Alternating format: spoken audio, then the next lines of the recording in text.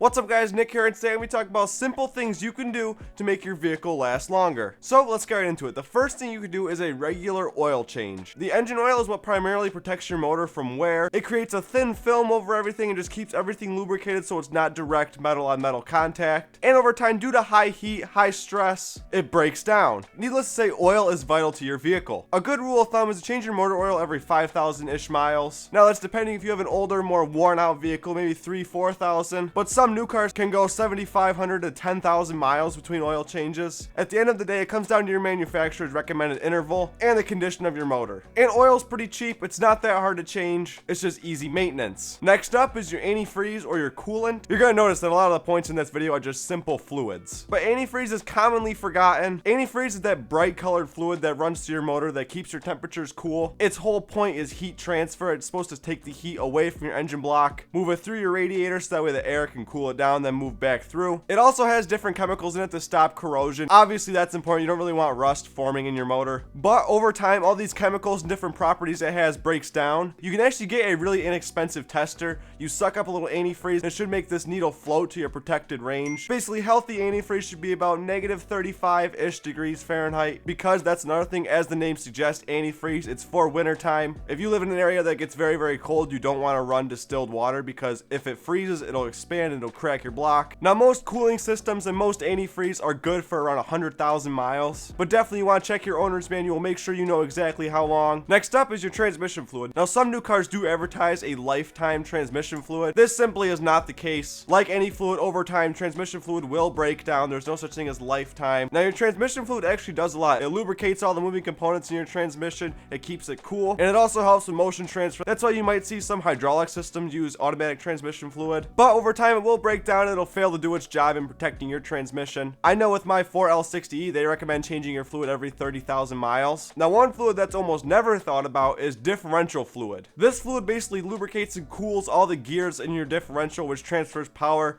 from your drive shaft to your wheels. One thing to note, if you are planning on changing your differential fluid, make sure that little fill plug on top you can actually get off, because if that won't come off, then there's no way to fill your differential after you drain it. Transfer case fluid is also very commonly forgotten. This is very important if you have a four-wheel drive car, and the transfer case actually takes the power from the transmission and sends it to the front and the rear axles. Any all-wheel drive car will also have a transfer case, so keeping this fluid in good condition is very important to your powertrain. And from what I personally read, I've seen that transfer case fluids recommend to be changed every 30,000 miles or so. Just a few more small fluids. The first one I want to talk about is power steering fluid. This actually isn't used much in newer cars. Most new cars turn to electric steering, but if you do, it's a good idea to flush and change this out every once in a while. It'll just make your power steering pump last longer. It's not that expensive, and most power steering systems don't actually take that much fluid. Make sure it's kind of a golden brown color. When I checked mine, it was actually black, so I know it was time to change my power steering fluid. Or if your vehicle uses automatic transmission fluid for power steering fluid, make sure that's a bright red color. Next up is the brake fluid.